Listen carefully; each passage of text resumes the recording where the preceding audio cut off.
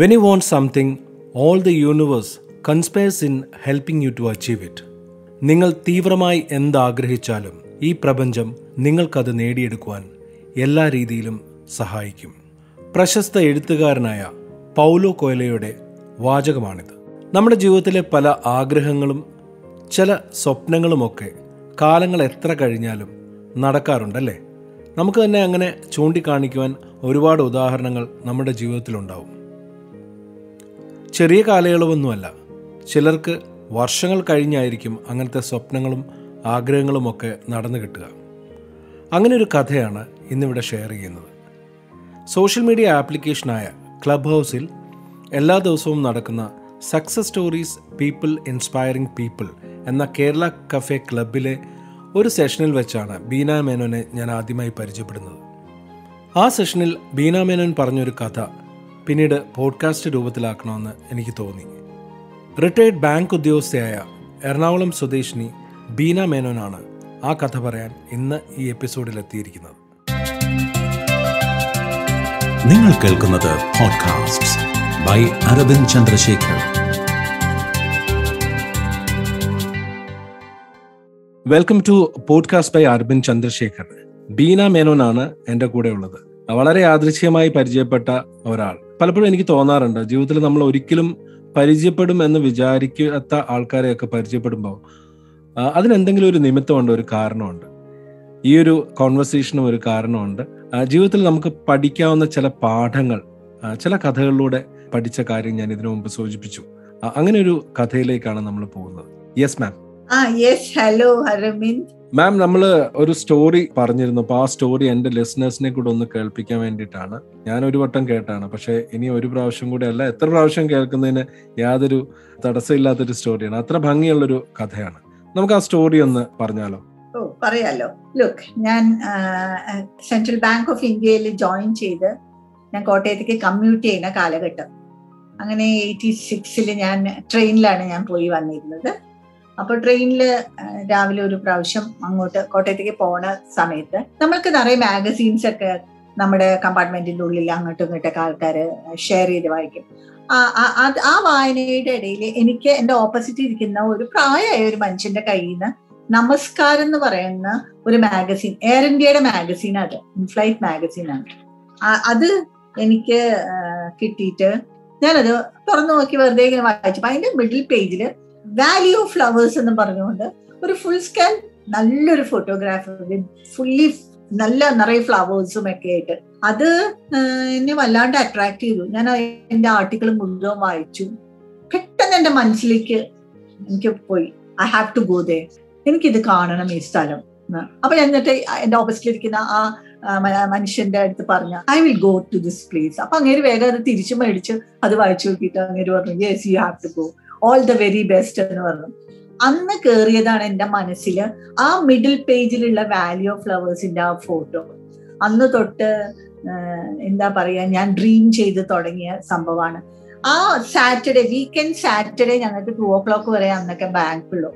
ഞാൻ തിരിച്ച് എറണാകുളത്ത് ഐലൻഡ് എക്സ്പ്രസിന് തിരിച്ച് എനിക്ക് തോന്നുന്നു ഒരു 3 o'clock ഒക്കെ ആകുമ്പോഴേക്കും തിരിച്ചെത്തും.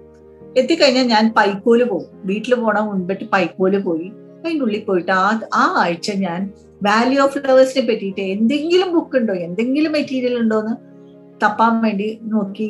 ഒന്നും കണ്ടിരുന്നില്ല. പിന്നെ എപ്പോൾ പൈക്കോല് പോയാലും ഞാൻ അന്വേഷിക്കുമായിരുന്നു ഇതിനെ പറ്റിയിട്ട്. എൻ്റെ ഫ്രണ്ട്സിനോടൊക്കെ അന്വേഷിച്ചിരുന്നു. ആർക്കും അറിഞ്ഞൂടാ, ആർക്കും അതിനെ പറ്റിയിട്ട് ഒരു ഇതുമില്ല. അങ്ങനെ അതെന്റെ മനസ്സിൽ കിടന്നിരുന്നു, വാലി ഓഫ് ഫ്ലവേഴ്സ്. 2000 എനിക്ക് കമ്പ്യൂട്ടർ വന്നു എൻ്റെ വീട്ടിൽ. അങ്ങനെ ഇന്റർനെറ്റ് വന്നു. ഇന്റർനെറ്റിൽ ഞാൻ ആദ്യം ഗൂഗിൾ അടിച്ച് നോക്കിയത് വാലി ഓഫ് ഫ്ലവേഴ്സ് ആണ്. അപ്പൊ അതാ വാലി ഓഫ് ഫ്ലവേഴ്സിലേക്ക് നിറയെ ആൾക്കാർ പോകുന്നുണ്ട്. അപ്പൊ വീണ്ടും ഞാൻ അതിലേക്ക് തന്നെ, അത് തന്നെയായിരുന്നു. ഞാൻ എപ്പോ ഗൂഗിളിൽ നോക്കിയാലും വാലി ഓഫ് ഫ്ലവേഴ്സ് ഒന്ന് പോയി നോക്കും. എന്നിട്ട് ഞാൻ അതിങ്ങനെ റെഡി ആവുകയായിരുന്നു എൻ്റെ മനസ്സ് വാലി ഓഫ് ഫ്ലവേഴ്സ് വിസിറ്റ് ചെയ്യാൻ. പക്ഷേ അതിൻ്റെ ഇടയിൽ ഞാനും മകളും മാത്രമായ എൻ്റെ 95 ഒരു ആക്സിഡന്റിൽ എനിക്ക് അമ്മയും ഹസ്ബൻഡിനെയൊക്കെ നഷ്ടമായി. അത് കഴിഞ്ഞ് 2006 അച്ഛനും പോയി എൻ്റെ അടുത്ത്. അങ്ങനെ ഞാനും മോളും മാത്രം താമസിക്കുന്ന ഒരു സമയത്ത് വാലി ഓഫ് ഫ്ലവേഴ്സ് എൻ്റെ മനസ്സിൽ എപ്പോഴും വരും, കാണും. അങ്ങനെ 2009 ഞാൻ വളരെ യാദൃച്ഛികമായിട്ട് എനിക്കൊരു സുഹൃത്തിനെ കിട്ടി. ആ ആള് മുഖാന്തരം ഞാൻ ആ കൊല്ലം ആ സുഹൃത്തിനോട് ഞാനിങ്ങനെ ഓരോ കാര്യങ്ങൾ സംസാരിച്ചപ്പോ അദ്ദേഹം പറഞ്ഞു, ഞാൻ ഇനി 2-3 മാസത്തേക്ക് ഉണ്ടാവില്ല, ഞാൻ വാലി ഓഫ് ഫ്ലവേഴ്സിൽ പോവാ. ആദ്യമായിട്ട് ഞാൻ ഇത്ര എക്സൈറ്റ്മെന്റോടുകൂടി കാണും വാലി ഓഫ് ഫ്ലവേഴ്സോ. ഞാൻ അതുവരെ ഒരാളുടെ വായെന്ന് കേൾക്കാത്ത ഒരു പ്ലേസിന്റെ പേരാണ്. ഞാൻ പറഞ്ഞു നിങ്ങൾ വാലി ഓഫ് ഫ്ലവേഴ്സ്. അപ്പൊ അങ്ങേരും അതെ വാലി ഓഫ് ഫ്ലവേഴ്സിനെ പറ്റി പറഞ്ഞപ്പോ ഇത്രയും എക്സൈറ്റ്മെന്റ് ഉള്ള ഒരാളെ അദ്ദേഹം ആദ്യമായിട്ട് കാണും. എന്തായാലും അദ്ദേഹം പോയി വന്ന അദ്ദേഹത്തിലൂടെ ഒരുപാട് ഫസ്റ്റ് ഹാൻഡ് ഇൻഫർമേഷൻ കിട്ടി എനിക്ക് അവിടുത്തെ കാര്യങ്ങളെല്ലാം. 2010 കഴിഞ്ഞ 11 അദ്ദേഹം പറഞ്ഞു, ദേ ഒരു ഗ്രൂപ്പ് പോകുന്നുണ്ട്, if you are interested I can book the tickets എന്ന് പറഞ്ഞു. ഞാൻ ഒരു ടിക്കറ്റ് ബുക്ക് ചെയ്തോളൂ എന്ന് പറഞ്ഞു. ബുക്ക് ചെയ്തു. ഫെബ്രുവരിയിലൊക്കെയാന്ന് തോന്നുന്നു ടിക്കറ്റ് ബുക്ക് ചെയ്ത്, ജൂലൈ എൻഡിലേക്ക് ബുക്ക് ചെയ്ത് കഴിഞ്ഞ് ജൂലൈ 1 വരെ ഞാനൊന്നും അറിഞ്ഞിട്ടില്ല. കാര്യങ്ങൾ നമ്മള് ജോലി വീട്ടിലെ തിരക്കെല്ലാം. ജൂലൈ 1 ആയപ്പോഴാണ് അദ്ദേഹം വിളിച്ചു ചോദിച്ചു, ആൻഡ് യു ഗോയിങ്? അപ്പോഴാണ് എനിക്ക് ശരിക്കുള്ള റിയലൈസ് ചെയ്തു, ഞാൻ എങ്ങനെയാ പോവുക? എന്റെ കുട്ടി അന്ന് 8th-ലോ 9th-ലോ ഒക്കെ ആയിട്ടുള്ളൂ. ഇവളെ ഒറ്റയ്ക്കാക്കിയിട്ട് എങ്ങനെ പോകും ഞാൻ? എന്തായാലും ആലോചിച്ചു ഞാൻ, ഇങ്ങനെ എല്ലാ വഴികളും നോക്കി. ആ സമയത്ത് എന്റെ ആന്റി, അമ്മയുടെ അനിയത്തി ചിറ്റ, ഞാൻ ചിറ്റ എന്നാ വിളിക്കുക, ചിറ്റ എന്നെ വെറുതെ വീട്ടിലേക്ക് വിളിച്ചതാണ്. ഞാനിങ്ങനെ സംസാരത്തിന്റെ ഇടയിൽ ചിറ്റോട് ഞാൻ പറഞ്ഞു, ചിറ്റേ ഹിമാലയത്തിൽ പോവാൻ ഒരു ചാൻസ് കിട്ടിയിട്ടുണ്ട്. ചിറ്റ പറഞ്ഞു, പോയിക്കൂടെ എന്ന് പറഞ്ഞു. എങ്ങനെ പോവാനാ ചിറ്റ? 2 ആഴ്ചത്തെ ഇത് വേണം. മോളുടെ അടുത്ത് ആരിയ്ക്കും? ഞാനിരിക്കും എന്ന് പറഞ്ഞു. നമ്മൾ ശരിക്കും ചിറ്റ ഇരിക്കോ? പിന്നെന്താ, ഞാൻ വന്നിരിക്കാം, നീ പൊക്കോ എന്ന് പറഞ്ഞു. അങ്ങനെ ഞാൻ പിന്നൊന്നും ആലോചിച്ചില്ല, എല്ലാ പ്രിപ്പറേഷൻസും ചെയ്തു. ബൈ എൻഡ് ഓഫ് ജൂലൈ ഞാൻ ഡൽഹിക്ക് പോയി. ഡൽഹിയിൽ നിന്ന് അവിടെ നിന്ന് ആ ഗ്രൂപ്പിന്റെ കൂടെ I went to Haridwar, Rishikesh വഴി. ആ പോണ വഴിക്കൊക്കെ ഒരുപാട് ലാൻഡ് സ്ലൈഡ്സും അതും ഇതൊക്കെ ഉണ്ട്. ബട്ട് എനിക്കിതൊന്നും ഒരു പ്രശ്നമായിരുന്നില്ല, ഒരു ഇതുമില്ല. Valley of flowers. അങ്ങനെ ഞാൻ അവിടെ എത്തി. പക്ഷെ ഞാൻ ഗംഗാരിയയിൽ എത്തിയപ്പോ, നമ്മൾ എറണാകുളത്ത് നിന്നല്ലേ പോണേ, 32-33 ഡിഗ്രി സെന്റിഗ്രേഡിൽ നിന്ന് അവിടെ 10 ഉള്ളൂ. പക്ഷെ 10 എന്ന് പറഞ്ഞാൽ തന്നെ ഭയങ്കര തണുപ്പാ എനിക്കൊക്കെ, വെരി കോൾഡ്. ഇപ്പൊ എന്റെ കൂടെ 2 സായിപ്പന്മാരൊക്കെ ഉണ്ടായിരുന്നു.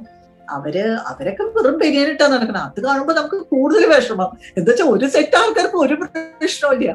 എനിക്ക് ചെന്നൈയിലും കുറച്ച് പേരുണ്ടായിരുന്നു. എനിക്ക് ഭയങ്കര തണുപ്പായിരുന്നു. ഞാൻ എന്നിട്ട് സങ്കടമായിരുന്നു, ഈ വന്നതിലുള്ള വിഷമം, ഈ തണുപ്പ് സഹിക്കാൻ പറ്റാണ്ട്. എനിവേ പിറ്റേ ദിവസം വെളുപ്പിന് നമ്മൾ പുറപ്പെട്ടു. വാലിയിലേക്ക് ഒരു 4 കിലോമീറ്റേഴ്സ് 4.5 കിലോമീറ്റേഴ്സ് ഉണ്ട് തോന്നണം, ട്രെക്ക് ചെയ്യണം. നല്ല ബുദ്ധിമുട്ടായിരുന്നു. എന്താ വെച്ചാൽ നമ്മൾ ഇതേമാതിരി എറണാകുളം ബിലോ സീ ലെവലിൽ നടന്ന നമ്മള് പെട്ടെന്നൊരു ഹില്ലി ഏരിയയിലേക്ക് നടക്കാനുള്ള ഒരു പ്രയാസം. പക്ഷെ ആ ബുദ്ധിമുട്ടൊന്നും എനിക്കൊരു പ്രശ്നമായിരുന്നില്ല. ആ വാലി കണ്ടിട്ട് നമുക്ക് വിശ്വസിക്കാൻ പറ്റില്ല. എന്താ വെച്ചാൽ നമ്മളൊക്കെ കുട്ടിക്കാലത്ത് ബാർബറ കാട്ട്ലൻഡ് വായിച്ചാണ് നമ്മളൊക്കെ വളർന്നിരിക്കുന്നത്. അന്നൊന്നും മിൽസൺ വൂഡ്സ് അല്ല, ബാർബറ കാട്ട്ലൻഡ് ആണ്. അപ്പോ അതേമാതിരി ഒരു ഫെയറി ടെയിൽ സ്ഥലമാണ് നമ്മൾ കാണുന്നത്. എന്തൊരു ബ്യൂട്ടിഫുൾ ആയിട്ട്, ശരിക്കും പ്രിസ്റ്റൈൻ നേച്ചർ എന്നൊക്കെ പറഞ്ഞാൽ അതാണ്. അവിടെ പോയി കണ്ട് ഞാൻ തിരിച്ചു വന്ന് പിന്നെ ഹേംകുണ്ടിൽ പോയി, വരണ വഴിക്ക് ബദ്രി പോയി. അങ്ങനെ ആ ഒരു ട്രിപ്പ്, 14 ദിവസത്തെ ട്രിപ്പ് കഴിഞ്ഞ് വീട്ടിൽ വന്നു. I couldn't believe myself. ഞാൻ ഫോട്ടോ കണ്ട് പിന്നെ ഞാൻ വാലി ഓഫ് ഫ്ലവേഴ്സ് പോയോ? അത് കണ്ടു കഴിഞ്ഞ് എനിക്കത് ഇതെല്ലായിടത്തും പറയുന്നതിന്റെ മെയിൻ കാരണം എന്താ വെച്ചാൽ, യു ഡ്രീം പോസിബിൾ ആവും. പക്ഷെ നമ്മൾ ഡ്രീം ചെയ്യണം, ആദ്യം ഡ്രീം ചെയ്യണല്ലോ ഒരു കാര്യം നമ്മൾ ഡ്രീം ചെയ്യുക.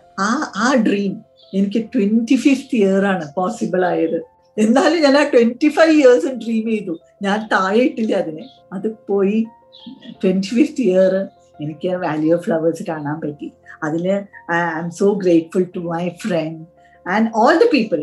എന്റെ ചിറ്റ, എല്ലാവരും എന്നെ ഹെൽപ്പ് ചെയ്ത എല്ലാവരോടും ഞാൻ ഗ്രേറ്റ്ഫുൾ ആണ് ഈ ഒരു അവസരത്തിൽ. മാം, ഒരു കാര്യം, നമ്മൾ സക്സസ് സ്റ്റോറീസ് ആ ഒരു സെഷനിലാണ് നമ്മൾ കണ്ടുമുട്ടിയത്. അപ്പം എങ്ങനെയാണ് ഈ ഒരു 25 വർഷത്തെ ആഗ്രഹം അവിടെ പോയി നിൽക്കുമ്പം അതൊരു സക്സസ് ആയിട്ട് തോന്നിയത് എങ്ങനെയാണ്? സക്സസ് ആയിട്ട് എനിക്ക് അവിടെ വെച്ചിട്ടില്ല തോന്നിയത്. അവിടെ നമ്മൾ മുഴുവൻ എക്സൈറ്റ്മെന്റ് ആണ്. എനിക്ക് അങ്ങോട്ട് വിശ്വസിക്കാൻ പറ്റുന്നില്ല. ഞാൻ അവിടെ പോയി ആ പാറയുടെ മേലെ ഞാൻ നിന്നുകൊണ്ട് 2 കൈയും ഇങ്ങനെ ആക്കിയിട്ട് ഞാൻ ഫോട്ടോ എടുത്തിട്ടുണ്ട്. ബിക്കോസ് ആ സ്കൈയിലേക്ക് നോക്കിക്കൊണ്ട് എൻ്റെ ഒരു ഫോട്ടോ ഉണ്ട്. That I couldn't believe myself that I am here എന്നുള്ളത്. പക്ഷെ എൻ്റെ ഒരു സക്സസ് ആയിട്ട് എനിക്ക് തോന്നിയത് തിരിച്ച് ഞാൻ വീട്ടിൽ വന്നപ്പോഴാണ്. Yes I could do it എന്നുള്ള ആ ഒരു ഫീല് വന്നത് ഞാൻ തിരിച്ച് വീട്ടിൽ വന്നപ്പോഴാണ് എനിക്ക് യെസ് ഐ മെയ്ഡ് ഇറ്റ് എന്നുള്ള ഒരു ഫീലിംഗ് വരുന്നത് അപ്പോഴാണ്. നമ്മളെപ്പോഴും സക്സസിനെ കുറിച്ച് പറയുമ്പം മെറ്റീരിയലിസ്റ്റിക് ആയിട്ടുള്ള തിങ്സ് ആണല്ലോ, സമ്പത്ത് അല്ലെങ്കിൽ വലിയ സ്ഥാനം. പക്ഷെ ജീവിതത്തിലെ ചെറിയ ചെറിയ സന്തോഷങ്ങളാണ് അതും ജീവിതത്തിന്റെ വിജയമാണെന്ന് തോന്നിയ ഒരു നിമിഷമാണ് അല്ലേ അത്? അതെ അതെ, എക്സാക്ട്ലി. ശരിക്കും എന്താ വെച്ചാ നമ്മൾക്ക് എല്ലാം കൂടി ശരിയായി വരാം. അതും ഉണ്ട് കേട്ടോ. നമ്മള് സ്വപ്നം കാണണം, നമ്മളത് ജെന്യൂനായിട്ട് ആഗ്രഹിക്കണം. അത് ആഗ്രഹിക്കുമ്പോൾ എന്താ പറ്റുകയെന്നറിയും, പ്രകൃതി എന്ന് പറയുന്ന സാധനം എല്ലാം നമ്മൾക്ക് ഇങ്ങനെ ഒരുക്കി വെച്ച് തരും. എല്ലാം ഇങ്ങനെ you just have to make it happen. അത്രയും മതി നമുക്ക്, നമ്മളത് ചെയ്ത്. പക്ഷെ അത് genuinely you have to keep on following. അപ്പൊ നടക്കും നമുക്ക്. ഇല്ലെങ്കിൽ എന്നെ മാതിരി സാധാരണ ഒരു ബാങ്ക് എംപ്ലോയിക്ക് ഇല്ലെങ്കിൽ സിംഗിൾ പാരന്റിന് അത് ഒരു പരിചയമില്ലാത്ത ആൾക്കാരുടെ കൂടെ പോവുക. അതുകൊണ്ട് ഇതെല്ലാം നടന്നത് ആ ഒരു പാഷൻ, ആ ഒരു ഡ്രീം, അത് നടക്കണം, എനിക്ക് കാണണം എന്നുള്ള ഒരു പാഷന്റെ പുറത്ത് തന്നെ. Thank you very much ma'am. ഈ ഒറ്റയ്ക്ക് പ്രത്യേകിച്ച് ഒരു സ്ത്രീ യാത്ര ചെയ്യുമ്പോൾ നമ്മളിപ്പോഴും യാത്ര ചെയ്യാൻ പറ്റുമോ എന്നൊക്കെ ആലോചിക്കുമ്പോൾ വർഷങ്ങൾക്ക് മുമ്പ് ഈ ഒരു മനസ്സിൽ ഡ്രീമായിട്ട് കൊണ്ടുനടന്ന ഒരു കാര്യം അത് 25 വർഷങ്ങൾ കൊണ്ട് സാധിക്കുകയും അവിടെ പോയി തിരിച്ചു വരികയൊക്കെ ചെയ്തു. മാഡം ഇപ്പൊ എന്തൊക്കെയാണ് ചെയ്യുന്നത്? മാഡത്തിന്റെ ഹോബീസ് എന്തൊക്കെയാണ്? ഫോട്ടോഗ്രാഫി ഉണ്ട് എന്റെ കയ്യിൽ. ഞാൻ ബട്ടർഫ്ലൈസ് ആണ് എന്റെ കുറേ കൂടി ഇൻട്രസ്റ്റ് ഉള്ള ഒരു മേഖല. ബട്ടർഫ്ലൈസിന്റെ ബട്ടർഫ്ലൈ ക്യാമ്പ്സിനൊക്കെ ഞാൻ പോവാറുണ്ട്. ഇപ്പൊ എന്റെ റിട്ടയർമെന്റ് കഴിഞ്ഞ് ഇപ്പൊ ഞാൻ ഒരു പുതിയ പൊസിഷനാണ്, ഗ്രാൻഡ് മദറായി. അപ്പോ അതിന്റെ ഒരു തിരക്കിലാണ്, കുഞ്ഞുവാവയായിട്ടുള്ള തിരക്കിലാണ്. പക്ഷെ എനിക്ക് ട്രാവൽ ചെയ്യണം. So I am waiting for this year to finish. Travel ചെയ്യണം. അടുത്ത 22 തൊട്ട് ഐ ഹാവ് എൻ്റെ ഇനിയത്തെ ഒരു വലിയ ആഗ്രഹം ആമസോൺ ഫോറസ്റ്റിൽ പോകണം എന്നാണ്. I know I can do it. എന്നാണെങ്കിലും ആമസോൺ ഫോറസ്റ്റ് എനിക്ക് കാണണം. അതാണ് എൻ്റെ ഒരു വലിയ ആഗ്രഹം. ഈ കോവിഡിന്റെ കാലത്ത് ഒരിക്കലും നമ്മൾ പൂക്കളെയും ബട്ടർഫ്ലൈസിനെ ഒന്നും കാണാനായിട്ട് പുറത്തു പോകാൻ പറ്റില്ലല്ലോ. അപ്പൊ അതില് സങ്കടം ഉണ്ടോ? സങ്കടം ഉണ്ടായിരുന്നു എന്താ വെച്ചാൽ കോവിഡ് തുടങ്ങിയപ്പോ. പക്ഷെ കോവിഡിന്റെ ടൈമിൽ ഞാൻ എന്റെ ബട്ടർഫ്ലൈസിനെയൊക്കെ ഇങ്ങോട്ട് വരുത്തി. ഞാൻ നിറയെ പൂക്കൾ അങ്ങോട്ട് ഉണ്ടാക്കി, നിറയെ ഗാർഡൻ എന്ന് പറഞ്ഞാൽ ഞങ്ങൾക്ക് ഒരു ചെറിയ സ്പേസ് ആണ്. ഞാൻ ഒരു അപ്പാർട്ട്മെന്റിലാണ് താമസിക്കുന്നത്, ഗ്രൗണ്ട് ഫ്ലോർ ആയതുകൊണ്ട് പുറകിലുള്ള കോമൺ ഏരിയ എൻ്റെ ഒരു സ്പേസിൽ ഞാൻ നിറയെ പൂക്കളെ ഇട്ട് ഇപ്പൊ നിറയെ butterfly, I can see the butterflies even now. ബട്ടർഫ്ലൈസിനെ ഇങ്ങോട്ട് വരുത്തി നിറയെ അങ്ങനെ. Okay, thank you very much ma'am. ഈ ഒരു സ്റ്റോറി ഇത് ഒരുപാട് പേർക്ക് ഇൻസ്പിറേഷൻ ഉണ്ടാക്കും എന്നുള്ളതിൽ യാതൊരു സംശയമില്ല. പ്രത്യേകിച്ച് എനിക്കതിൽ ഇപ്പോഴും മനസ്സിലാകാത്ത ഒരാൾ ആദ്യമായിട്ട് കാണുന്ന ഒരു വാലി ഓഫ് ഫ്ലവേഴ്സ് എന്ന് കാണുമ്പം അവിടെ പോകണമെന്ന് മനസ്സിൽ വിചാരിക്കുക, പിന്നീട് 25 വർഷങ്ങൾ എടുത്ത് അവിടെ എത്തുക, ജീവിതത്തെ എങ്ങനെ ഇത്രയും പോസിറ്റീവായിട്ട് കാണുന്നു. അതുകൊണ്ട് തന്നെയാണ് ഈ ഒരു കോവിഡ് കാലത്തും പൂക്കളെയും ബട്ടർഫ്ലൈസിനെ ഒന്നും കാണാൻ ബുദ്ധിമുട്ടില്ല, കാരണം ഞാൻ അതിനെ ഇങ്ങോട്ടേക്ക് വരുത്തി എന്ന് പറയുന്നത്. അപ്പോൾ ഈ ഒരു കഥ എല്ലാവർക്കും ഇഷ്ടപ്പെടും. മാമിന്റെ ഒരു ലൈഫ് എക്സ്പീരിയൻസ് ഇവിടെ ഷെയർ ചെയ്തതിന് ഒരുപാട് നന്ദി. Thank you so much. Thank you so much Aravind.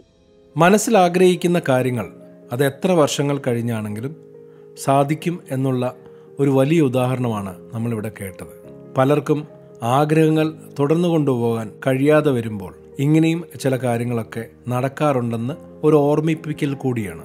നമ്മുടെ മനസ്സിലെ ആഗ്രഹങ്ങൾ അത് എത്ര കാലം കഴിഞ്ഞാലും ആഗ്രഹിക്കുന്നതിൻ്റെ തീവ്രത കൂടുതലാണെങ്കിൽ അത് നടക്കുക തന്നെ ചെയ്യും.